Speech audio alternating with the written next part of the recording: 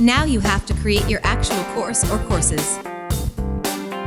Now let's go back to my courses page and see some editing functions tools that you can use.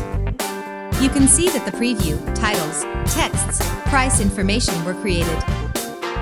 But before going to this step, let's check the Action button on the far right. Click on Action and you will see a list of things that you can do. First, View Detail. You can view in detail all the information related to your course and how many students you have. Second, Edit You Basic Information. Double-check all texts and make sure everything is correct before going live.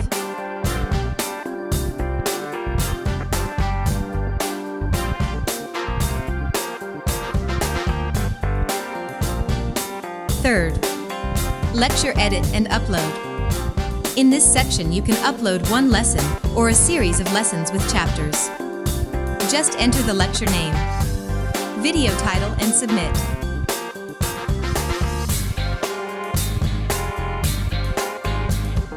Fourth, Get Featured.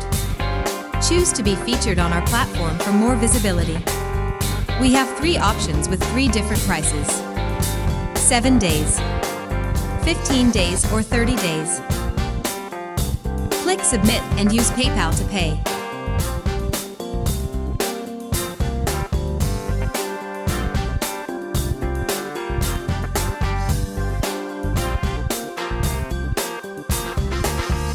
You also can pause or delete a course. Check the status of the course.